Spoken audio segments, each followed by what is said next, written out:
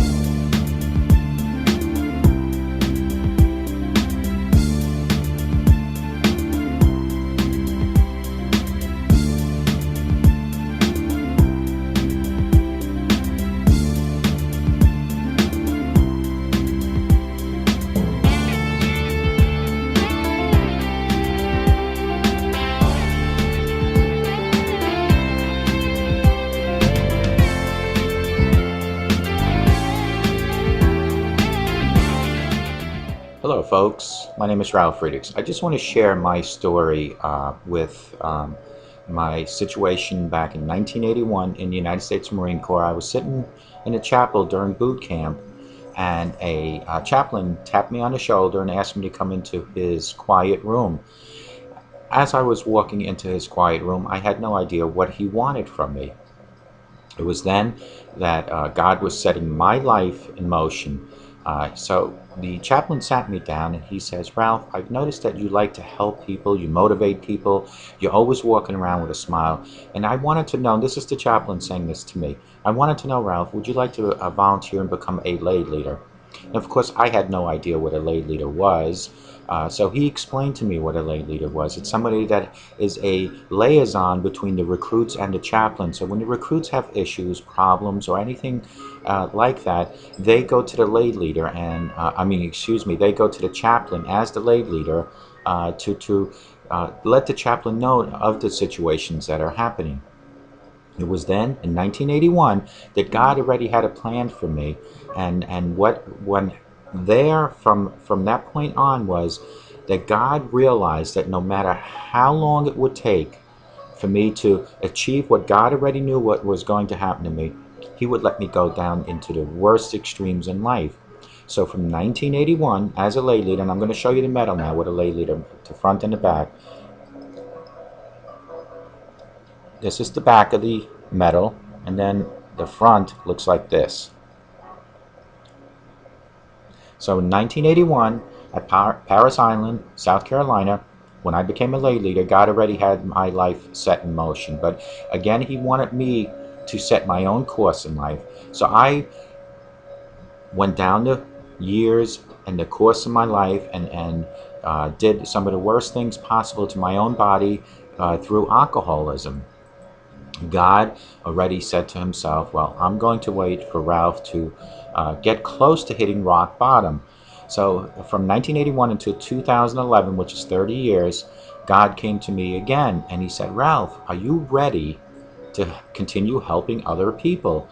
That's when I formed Mastic Beach Outreach 2011, and what that was is for older people and mentally and physically challenged people, that my wife and I would help them by giving them clothing, food, possibly, like in one case, tires for someone's car. And so God said, okay, he is getting better, but he's still not ready to do what I really wanted him to do. So in 2011, I continued my alcoholism to the point of 10 to 15 shots a day. As time went further, 2 years down the road, it became worse and worse with my alcoholism. In 2013, God finally put His big hand on my head and says, are you ready now? That is when I hit rock bottom. June 22nd, 2013, I reached out and I finally admit that I had an alcohol problem. It was then when God lifted me up and set my life in motion for today, September 2nd, 2014. So from 2013 until 2014, I continue educating myself and you, others, through my websites, through my videos on how to battle with addiction. And God saw this, and He said to Himself, Ralph is still continuing helping people. So in between 2013 and 2014, as time was going by, and I proved to God that I was really reforming myself, that God introduced me to Dr. Luis Gonzalez. I had been toying with the idea about becoming a substance abuse counselor until I ran into an article about recovery coaching. So I thought it was very ironic that God had planted Dr. Luis Gonzalez from Starting Point, that's StartingPointmn.com, 844-414-8444, into my life. Dr. Luis Gonzalez gave me the educational programming to turn me into a recovery coach. So while I was training for Dr. Luis Gonzalez to become a recovery coach, and today, my father comes from South Carolina to visit, and we're looking at my shrine, which my wife calls a shrine, which is all my Marine Corps ribbons and medals. And my father asked me, Ralph, what is this medal for? What is this particular medal for? And I then said to myself, here's where it all came together. I finally realized what that medal stood for and how it influenced me in my life. It was back in 1981 that God knew already that I would eventually, towards the middle or 60% of my life, be out to help other people, to continuously help people, to motivate people, to coach people.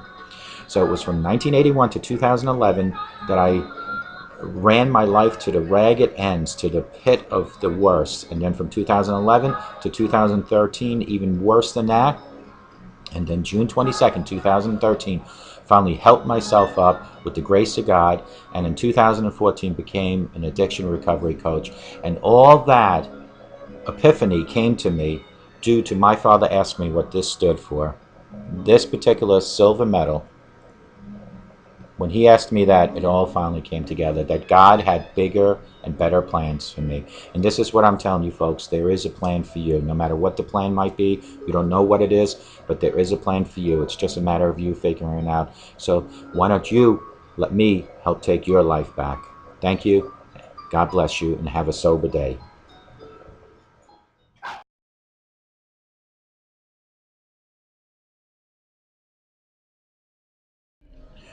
Good morning, and welcome to Take Your Life Back Today show with Ralf Friedrichs. Today we're going to talk about 10 survival tips for loving an addicted person. I know each and every one of us, whether it's your loved one, a family member, a friend, we all know someone within our circles that have an addiction. Well, these 10 survival tips will help you deal with how to help them and how to deal with it yourself. Also, as a special today, I just want to throw in there 5 ways that pets can help people recover from addiction. So in conjunction with the 10 tips that I'm going to give you, take a good listen at the 5 ways pets can help your addicted loved one, your addicted friend. As always, I want to give a shout out to Dr. Luis Gonzalez from StartingPointMN.com. You can reach him at 844-414-8444. Dr. Luis Gonzalez has a few entities to his business. The first and foremost is helping you take your life back. He will walk with you 24 hours at a time, day by day, from today on. Never talk about yesterday. He nor I am are counselors or therapists. We are addiction recovery coaches. We are here to help release the answers you already have to all your questions that are inside you to the surface. We are here to motivate you. We are here to help you take your life back. Reach out to Dr. Luis Gonzalez. You can find him at www.startingpointmn.com. The MN stands for Minnesota. On the other side of his business, he can turn you into an addiction recovery coach. If you have passion, professionalism, personality, and you have an addiction background, whether battling your own demons or maybe helping someone else battle with their demons when it comes to addiction, he can help turn you into an addiction recovery coach. He has an unbelievable educational program. I am one of his graduates, and you can obviously see the work that I am doing, my passion, my mission out there to help others. So reach out to him, 844-414-8444, Dr. Luis Gonzalez from StartingPointMN.com. Next shout out goes to GlobalEyeglasses.com, where they are focused on saving you money. They have frames that start as low as $6 and go up to $49. And those prices, now listen folks, listen really closely, those prices include single vision standard plastic, non-coated clear lenses. They include a cloth and a case, all for that price. So yes, for $6, you can get a full pair of glasses with single vision lenses. If you need progressives, they have them. If you want transitions, they have them. Photochromatics and polarization, they have them. They have over 1,200 different styles of frames.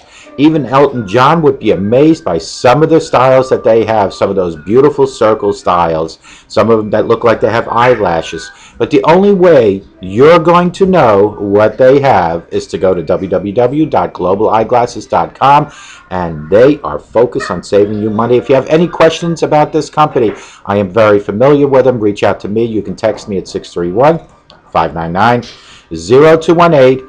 And not only am I familiar with the company, I am 30 years as a board certified optician, so I can help you place your order also. Reach out to me. If you have any other questions as far as addictions, reach out to me on my hotline, 844-405-HELP, 844-405-HELP. That's to reach out to me, to reach out to Dr. Luis Gonzalez, 844-414-8444. Let's dive into today's topic. Top 10 survival tips for a loving an addicted person. Number 1 is come face to face with reality. I'm going to read some of this. Learning how to deal with reality is the most important first step in surviving when you love an addicted person. Although it may seem easier to stay in a fantasy space where you can continue to believe that things are going to magically get better, there is no such magic. Things will not get better just because you wish they would.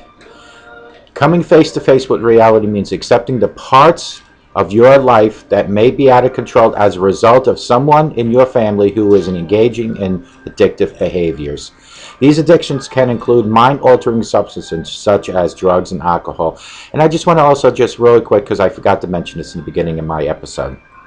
The reason I'm doing this segment today, and I never want to mention names, but I have a friend who is dealing with a loved one. And if you're watching, my friend, you'll know exactly who I'm talking about. Who's dealing with a loved one, no matter how much this friend tries to help this loved one, it's to no avail. This friend reached out to me. I am going to do 150% of my best ability to help, not just my friend, but anyone who has either a loved one or have addictions of their own. So this program, this episode, this segment is dedicated to my friend who has a loved one that this particular friend so dearly loves, who's battling a battle of a non-winning battle, really. But maybe with my help, there'll be something at the end of the road. So this one is dedicated to you. Number 2 on my list: discover how to love the addicted person and stay healthy. The stay healthy is related directly to you, not the addicted person as much. There are effective ways to deal with an addicted person in your life, just as there are ways to not only ineffective but can also be dangerous ways to deal with people that have an addiction in your life. Learning to choose the difference between them can save you a lot of time and can produce much healthier results for you and for your addicted loved one. For example, learning how to set and maintain appropriate boundaries is a very important skill. You may need to explore the reasons why you have a problem doing that, because if you don't set the boundaries, yes means yes and no means no. Otherwise, when yes means no and no means yes, it becomes an enabling situation. So you need to figure out when you say yes that you really mean yes, and when you say no that you really mean no.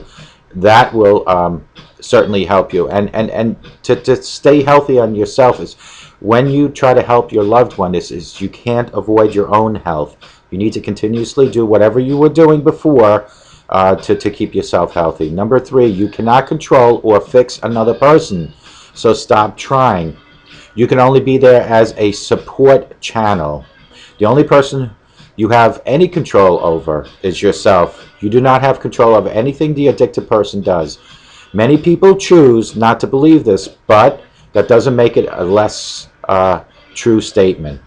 Once you can really grasp the reality and concept and live by it, your life will become much easier to deal with. So remember, you can only control yourself. However, you can assist to your best ability. This is directly related to my friend. You can assist to your best ability to branch out whatever information to your loved one who has this addiction. But remember, you cannot control that person and you cannot fix that person. You can love that person. Number 4, stop blaming the other person and become willing to look at yourself.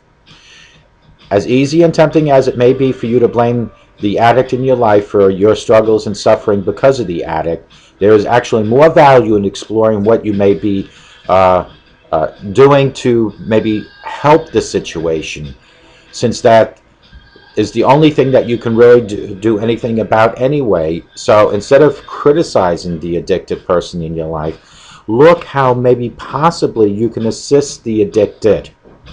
Even though the addict is undoubtedly controlling their own life and doing whatever they're going to do on their own way or their own situation, and you can only maybe suggest things, you can only throw a lifeline out. But if you go out and go over and beyond over and over again and show this person that you do have love, and you're not blaming, that you can understand that your friend, your loved one has a disease, and don't point the finger, that would probably be more effective than the blame game. Number 5, learn the difference between helping and enabling. Big one. Just like most people, you might think that you need to help your addicted loved one. You probably fear that if you don't provide help, he or she will end up in the worst predicament.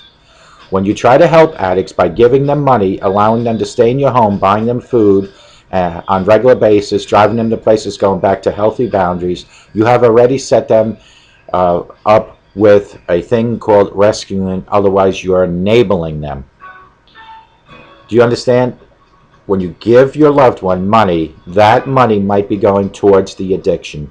When you give that that person a place to stay, you're enabling the whole situation. Sometimes tough love comes in hand here, and what that really means, tough love, is sometimes it hurts in the present moment to provide this tough love.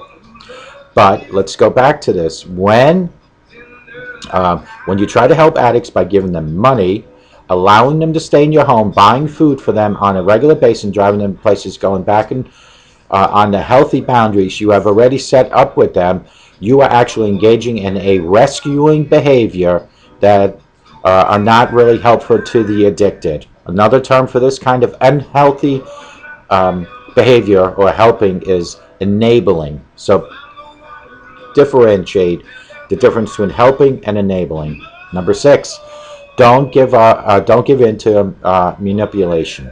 It has been said that the least favorite word for an addict is no. When addicts are not ready to change, they become master manipulators in order to keep their addiction going.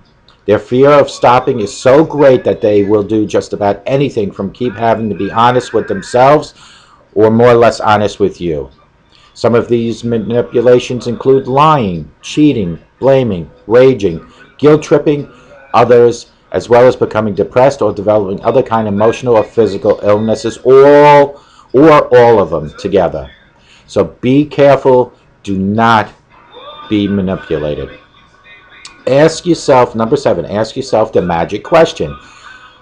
It is important to understand that you might be just as addicted to your enabling behaviors as the addict in your life is to his or her manipulations. In the same way the addicts use drugs, alcohol, and other addictive behaviors to avoid dealing with their shame about feeling unworthy and unlovable, you may be focusing on the addict's behavior in order to avoid having to focus on living your own life. Ask yourself this question: how would my life be better if I wasn't consumed by behaviors that enable my loved one? Here's the question again. How would my life be better if I wasn't consumed by behaviors that enable my loved one? So be careful. Number 8, know that self-care doesn't equal selfish. Too many people get these two ideas confused. They think that if they practice healthy self-care and put themselves first, that they are being selfish. Selfishness basically means that you want what you want when you want it. That's selfishness. That's what addicted people are. But self-caring means that you respect yourself enough to take good care of yourself in a healthy and holistic ways, such as making sure your physical, mental, emotional, spiritual needs are met. Selfish means, listen to this, basically means that you want what you want, when you want it, and how you want it. Self-care means to take care of your mental, your physical, your emotional, and your spiritual needs. Rebuild your own life is number 9. The best way to come out of your own addictive behaviors, such as enabling and people-pleasing, because that is also an addiction when you start giving into other people and doing it over and over and over. You don't have to just be addicted to drugs and alcohol. You can be addicted to anything. I personally feel that I have an addiction now to candy, although I'm trying my best, but I really am. But we all have addicted behaviors. Let's go. If your life seems empty in such areas as career, relationships, or self-care, begin to rebuild your life by exploring the kinds of things that might fulfill you. With me, my rebuilding my life, other than my career, was to come up with a passion to help others, which I've always had since 1981 in the Marine Corps, when I was a lay reader for other recruits. And a lay reader basically is a person that was designated by the chaplain to be the liaison between the recruits and the chaplain. I was more or less the person that would bring the needs of the recruits to the chaplain. The recruits would come to me with any emotional, spiritual guidance, and I would go to the chaplain, seek that guidance, and refer whatever response from the chaplain back to the recruit. That's when my passion really started, but the alcoholism from 81 to 2013 just kept me from doing what my passion has always been, which God directed me to do, but I just couldn't see it clearly, and that is to help others. Would you like to make a career change or go back to school? Could be some of your things that you might want to think about. So rebuild your own life is number 9. Number 10, don't wait until the situation is really bad. Reach out for help now, today. When those who you love with any type of addictive behavior finally reach out for help, they have usually been dealing with their situation for a very, very long time. If you have been waiting to see whether things would get better without professional help, please consider getting help today before things get even worse. Reach out to me, 844-405-HELP, and I will help. If this situation is just beginning for you, where you're trying to help a loved one with an addiction, it is best to get some support as soon as possible. As soon as this video is over is the best time, so that you don't make the mistakes that could make things more difficult later to straighten out. The sooner you reach out for help, the better it is for everyone concerned. Now, I did promise at the beginning of this episode that I would bring up 5 ways pets can help recover from addiction. I have this written here, so I'm going to have to look down to read it to you. But 5 ways pets can help people recover from addiction. Number 1 on my list is pets love you unconditionally. Building a good personal relationship that you can turn to and support is one of your key ways addicts work through their addiction. But nobody said all relationships needed to be people. Humans aren't perfect. Some may be annoyed by your recovery, and others may mean well, but they say wrong things. You needn't worry about these problems with pets. They always respond to your affection in the kind, no matter what your mood is and what you might say. Such a stable, reliable relationship can be important for a recovering addict. So pets love you unconditionally, and they're not human. Number 2 on my list, pets help you have fun. To go out and throw frisbee with a dog, for a cat to go climbing all over maybe some, what do they call those, cat gymnasiums, that is fun to watch. So pets can be fun, and that gives the addicted person something to look forward to. Number 3, pets encourage you to be more responsible. Pets teach you to get up at certain times because they want to be fed, to let them out at certain times because they need to go to the bathroom, and they make you feel needed. So pets encourage you to be more responsible, because if you don't get up at certain times to feed them, they'll annoy you until you get up. And if you don't get up at certain times to let them out, you'll have a mess in the house. So they teach you to be responsible. Number 4, pets hold you accountable. You need to take care of your pet. You are accountable for their lives. Remember, it gives you a reason to hold on to something, because you, the addictive person, now has someone that's more in need of help than you probably are. Number 5, last on my list, pets ease your stress. Stress and addiction affect the brain in similar ways. So battling one generally means battling the other. These stresses of life can trigger cravings or relapse, so it's vital to keep calm. Getting close to a pet is a great way to combat stress. But it's not just dogs that can make their owners feel good. The soft fur of a cat, a rabbit, the smooth scales of a snake or a lizard, or the feathers of a loving parrot all feel wonderful to touch. Stroking and cuddling a pet helps you calm down quickly by lowering your pulse and your heart rate. Many credit their faithful pets with saving their lives. My question to you folks, if you're out there, wherever you might be watching me, do you think a pet can save your life? I think so. Folks, let's do a recap of today. This was a very, very good segment. And this segment was dedicated not just to that one friend that I brought up, to all my friends and all people that are dealing with loved ones that are battling addiction of drugs and alcohol or any other addiction. These tips, hopefully, will help you become a better person to help them. When I say better, I don't mean you as a person. I'm saying to better deal with a loved one with addiction, a friend with addiction. So here they are again. Come face to face with reality. Learning how to deal with the reality is the most important first step to surviving when you love an addictive person. Although it may seem easier to stay in a fantasy space and think that magically their addiction will disappear, it won't. So you need to come face to face with reality and say, this person has an addiction, and here are the next 9 steps on how I'm going to deal with them. Discover how to love an addicted person and stay healthy. There are effective ways to deal with an addicted person in your life, just as there are ways to deal with non-effective ways to deal with the addicted person in your life. But the effective ways are the most important ways. So find what's very effective to deal with your addicted person. Number 3, you cannot fix another person, so stop trying. You can be there to love them, you can be there to help them in any which way, but you can't fix them. They need to want to have, or they need to want to be fixed. You need to stay healthy for yourself, but you need to be strong for them. But remember, you cannot control them, you cannot fix them, but you can love them. Number 5, stop blaming the other person and become willing to look at yourself. As easy and tempting as it may be for you to blame the addict in your life, remember, the addict doesn't choose to be an addict. An addict has a disease, so stop blaming them, stop doing the blame game, stop throwing your finger in their face, and help them and keep your lifestyle as straight as possible when it comes to your health. Number 5, learn the difference between helping and enabling.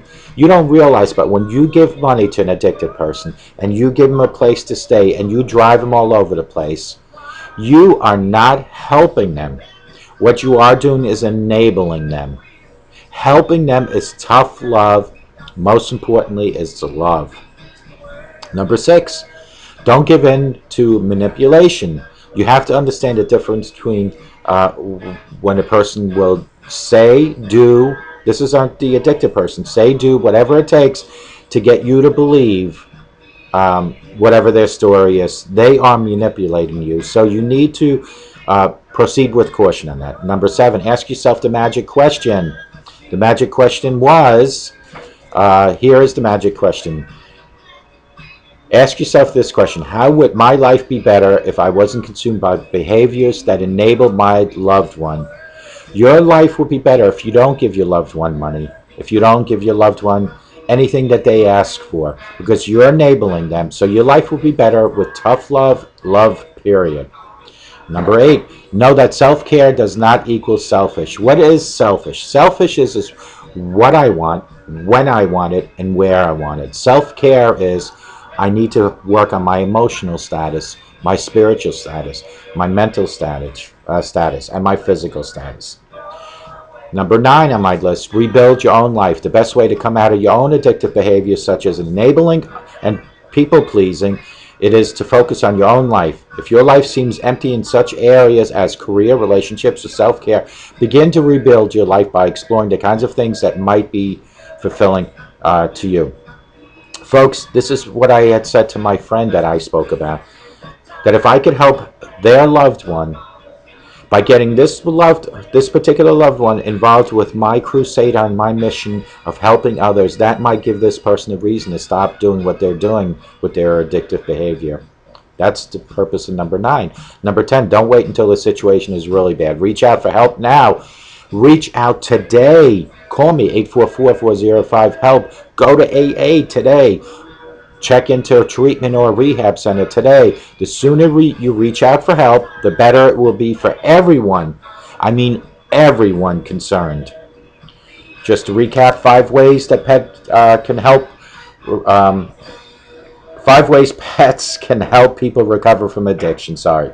Pets love you unconditionally. They will love you no matter what. Isn't that amazing? I just wish all humans were that way. But nothing more pleasing to see a dog run up to you. Nothing more pleasing than a cat jumping on your lap.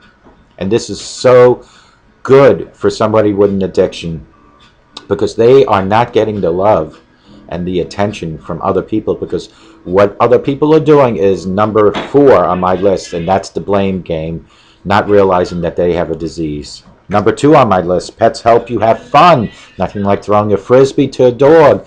Nothing like a cat jumping all over that cat gymnasium or running in circles. So number 2. Number 3, pets encourage you to be more responsible. Pets teach you to get up at certain times so you don't have a chance to sleep all day, and that's good training for you. Let them out at certain times so they can go to the bathroom. These are responsibilities you are taking on because there's somebody more helpless than you. Number 4, pets hold you accountable. You need to take care of them. You are accountable for their lives. And if you don't believe that pets will hold you accountable, I will tell you right now as I sit here, God holds you accountable. No matter what addiction you have, you are accountable for anyone that relies on you. Number 5, pets ease your stress. Stress and addiction affect the brain in similar ways, so battling one generally means battling the other. The stresses of life can trigger cravings or relapse, so it's vital to keep calm. Getting close to a pet is a great way to combat stress. But it's not just dogs that can make their owners feel good. It's the soft fur of a cat, a rabbit. It is the scales of a snake, a lizard. Stroking and cutting pets will help you calm down quickly by lowering your pulse, your heart rate. Many credit their faithful pets for saving their lives. How many of you folks out there that have an addiction could answer this question? Could a pet save your life? Could my videos help save your life? Could you talking to someone help save your life?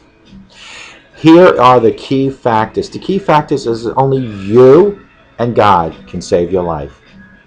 Not me. I can maybe give you the information to help you realize how to save your life. Not friends, not family can help you save it. They can only help you by not enabling you, by not blaming you. But it is ultimately you that can save your life. Let today be the first day of your new life. Go out, get yourself a pet. Call a loved one that has been trying to help you so dearly and fighting your addiction, and say thank you to them. But here's the key. Most importantly, reach up to God. Ask Him for guidance and direction. And I use this example, and I hope it makes sense the more I say it. Your body is like a vessel, a ship. Your mind is like a captain. That's you. You, the captain, are in charge of your ship. But what captain takes their ship out in a rough ocean without navigation? So you're missing something. You're missing navigation. This is when you reach up to God. You ask for guidance and direction. Let God be your navigator of your ship. Tonight, when you go to bed, folks, please, with or without an addiction, when you go to bed tonight, we all wear shoes, slippers, or sneakers when we go towards our bedroom, and then we take them off and we leave them at the edge of our bed. Tonight, please push your sneakers, slippers, or shoes under the bed, halfway. And that way, tomorrow morning, when you get up and you need to put them back on, you'll be forced to go on your knees. And while you're on your knees, what better way than to pray and thank God that you are alive another day on this beautiful earth. That God is allowing you to breathe again. Because you got to remember, there's someone on earth right now, as we sit here, you and my audience, that's taking their last breath. There is someone on earth right now that's closing their eyes for the last time. So the question here remains, while you're watching me, you're alive, you still have a chance for change. But the person that I just spoke about that's taking their last breath or closing their eyes for the last time, did they have a chance for change? Did they have an opportunity to hear the message of hope and faith, of change? And if they didn't, it's all in God's hands at this point. But you, if you're watching me and you're listening to me, have a chance for change, because you just heard the examples, you heard the message of hope and faith. But it's you that needs to stop denying, and it is you that has to get help. It is me as the messenger, me as the alcoholic, to give you that message, but it is you, up to you to receive it. So remember this, a sober today, I guarantee you, will give you a better tomorrow. That I guarantee you. And if you believe what I'm telling you here, positive thoughts in here will give you positive results no matter where you are. If you're in my audience and you're sitting in jail right now watching this, your day is coming where you'll get out, you have paid back society, and changes are coming your way, but it's up to you to decide how those changes will be. Will they be the continuous patterns that you have shown to get you into jail? Or will it be changes for the better to be a more productive member of society? If you're a homeless shelter watching me, changes are coming. It all starts by possibly seeking help if you have a drug or an alcohol addiction, because a lot of your money probably went to feed those addictions, which caused you to be in that homeless shelter. If you're in a nursing home and you're alone, changes are coming. Play cards or chess with your fellow peers at the homeless shelter. And when you do see your family member the next time, ask them please to come see you a little bit more. Continuously watching my videos, whoever is watching. And I hope to God that each and every one of you folks has a great day. But more importantly, I hope to God that you all, and I mean all, have a sober day. May God bless you and take care.